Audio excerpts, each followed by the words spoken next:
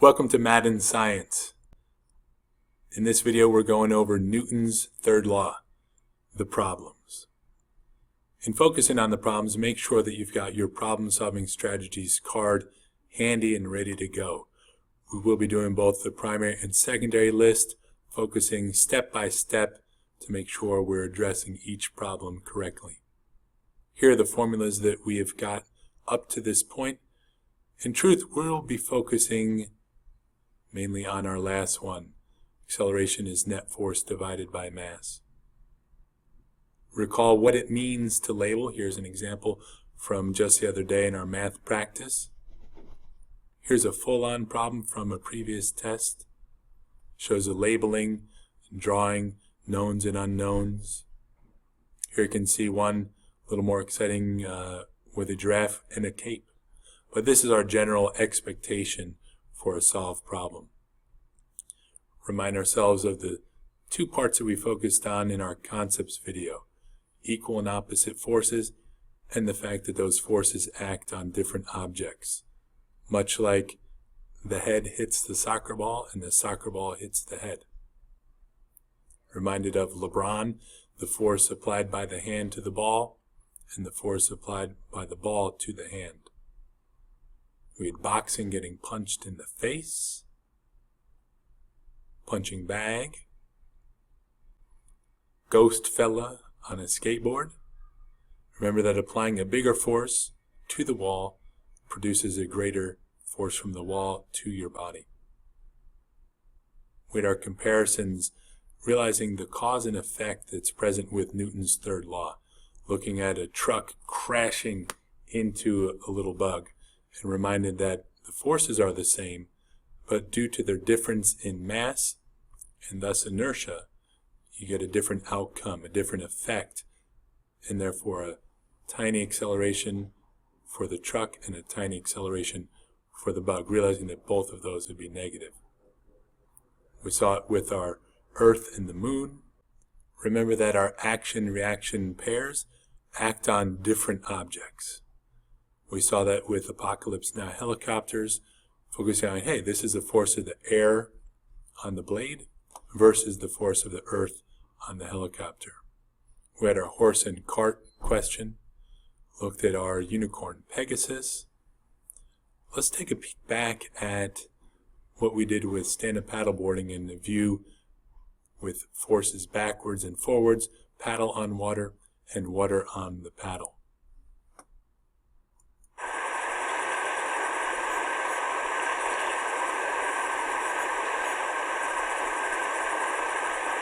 This will bring us to our first problem to look at and solve.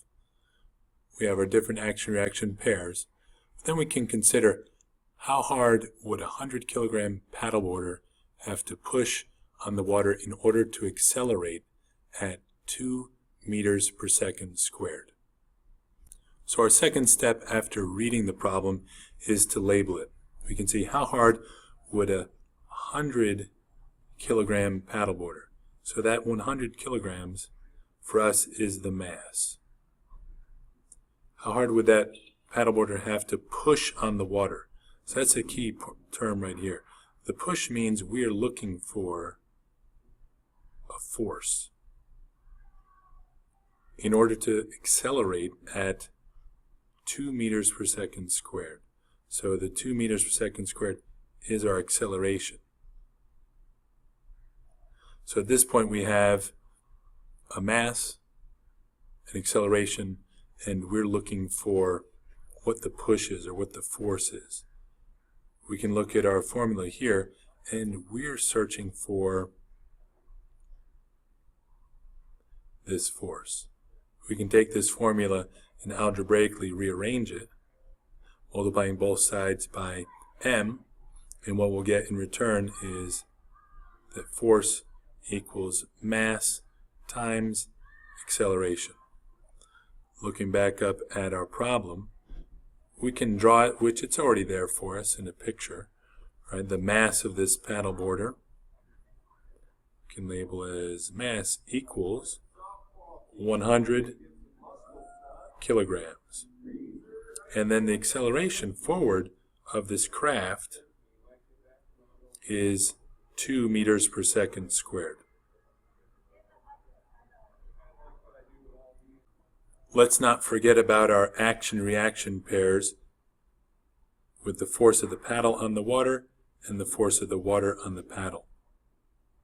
We can then use our rearranged formula, F equals ma, to solve this. What we'll find is that we plug in our mass of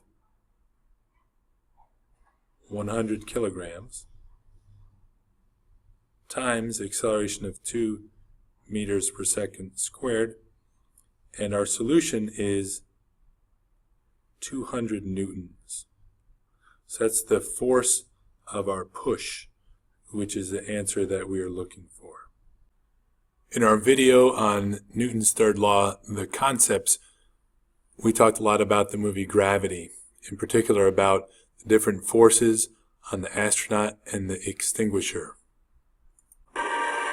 You might also recall how eventually she had to chuck the fire extinguisher so she could get where she wanted to go.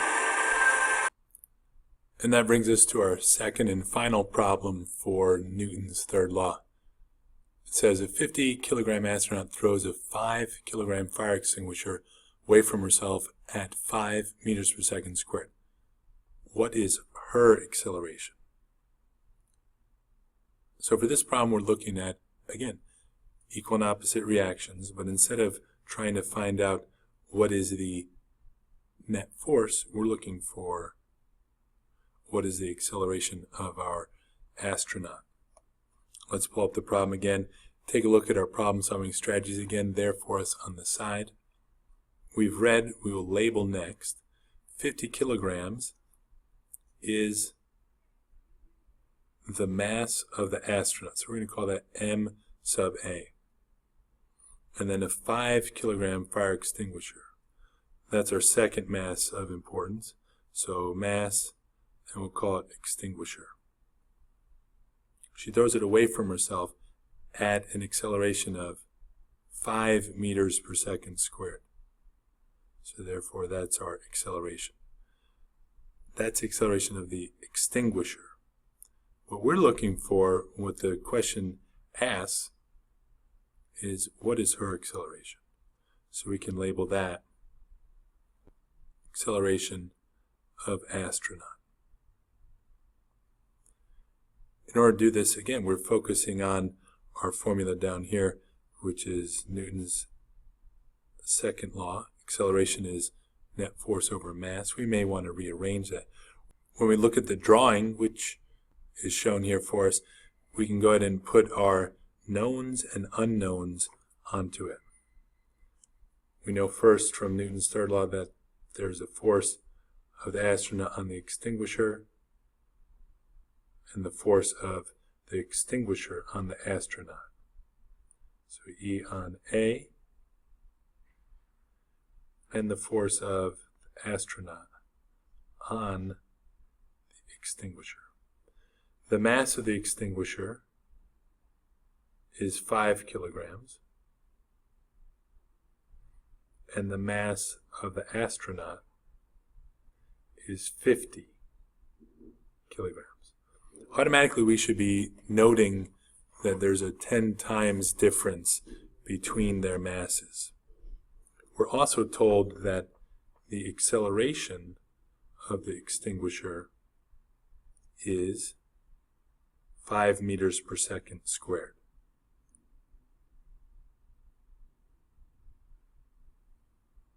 All right, that should be enough for us to figure this out.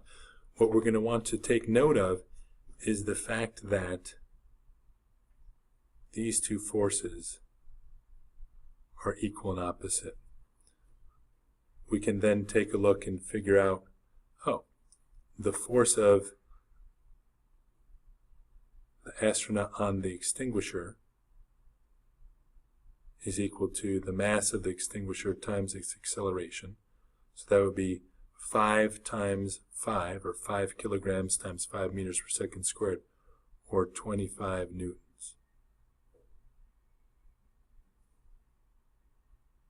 We then would know that the reaction force would need to be the opposite of that. or 25 newtons in the other direction, so negative 25 newtons. With that in mind, and knowing the mass, we can solve for acceleration, which once again is found in our formula at the bottom, and is found right here for us. So Newton's second law is telling us from this information where the mass of the astronaut is 50 kilograms,